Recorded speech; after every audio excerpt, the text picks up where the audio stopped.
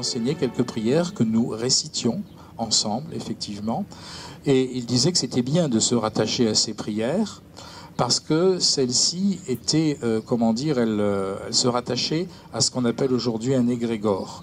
On n'employait pas le terme égrégore, mais il y avait un terme en araméen qui signifiait à peu près la même chose. Enfin, c'était pas un terme, c'était un groupe de mots, disons une expression qui signifiait la même chose qu'égrégore. Donc là, il nous apprenait à nous connecter sur le moteur énergétique collectif. Ça, pour lui, c'était une chose importante. Mais ce qu'il estimait surtout important, eh bien, c'est que nous sachions, que nous apprenions à improviser nos propres prières en fonction des différents moments de notre vie. C'est-à-dire que nous déverrouillons quelque chose au niveau de notre cœur, pas au niveau de notre tête, mais au niveau de notre cœur, comme pour libérer, en fait, tout ce qui était comme crispation, comme tension, comme peur, comme aspiration également au-dedans de nous. Pour lui, dès que nous arrivions à établir un contact intérieur avec ce qu'il appelait le père ou éventuellement la mère dans certains cas, eh bien nous étions en état de prière. C'était pas question de chercher à se faire de belles paroles, des belles phrases bien construites. Il voulait simplement que nous ouvrions les vannes de notre cœur. Mais que le fait d'ouvrir les vannes de notre cœur ne soit pas simplement à sens unique, c'est-à-dire qu'il essayait de nous apprendre à faire en sorte que la prière ne soit pas simplement une demande, mais qu'elle soit aussi une offrande. Vous savez, quand on prie, la plupart du temps, on est toujours en état on est un peu vampirique. Mon Dieu, faites que ceci, mon Dieu, faites que cela. Mais on absorbe l'énergie.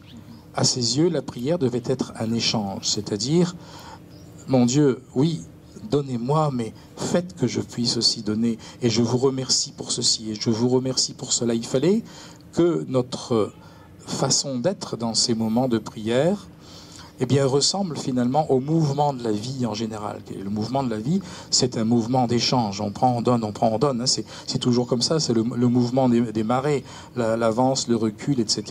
Donc pour lui, ça c'était, selon l'enseignement que nous avons reçu de lui, c'était vraiment ce qu'il souhaitait le plus comme direction que nous prenions.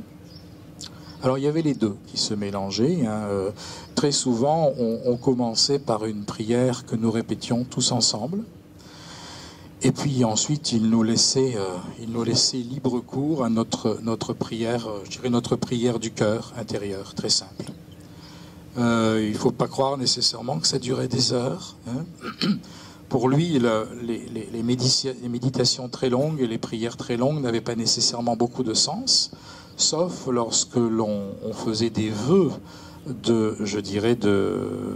au niveau, comme pour être ermite ou anachorète dans le désert, là c'était autre chose. Mais lorsqu'il parlait de personnes qui, comme nous, sont confrontées à la vie courante, il le conseillait plutôt des moments de prière ou de méditation relativement courts, bien centrés, bien condensés, plutôt que de se dire « Oh ben là, ça fait juste 3 minutes, il faut que je continue, ben c'est pas assez ». Ça, pour lui, ça voulait pas dire grand-chose, parce que lorsque une prière avait tendance à s'allonger, une méditation à s'allonger, et qu'on n'était pas suffisamment, centré dans notre intériorisation, bien l'esprit part dans tous les sens, et la prière perd en intensité. Donc il préférait quelque chose de court et de concentré, plutôt que de quelque chose qui donne l'impression d'être un grand méditant ou un grand haut rang, et puis qui finalement ne servent que de moyen à la conscience de s'éparpiller assez rapidement. Voilà, c'est dans ce sens-là qu'il nous enseignait.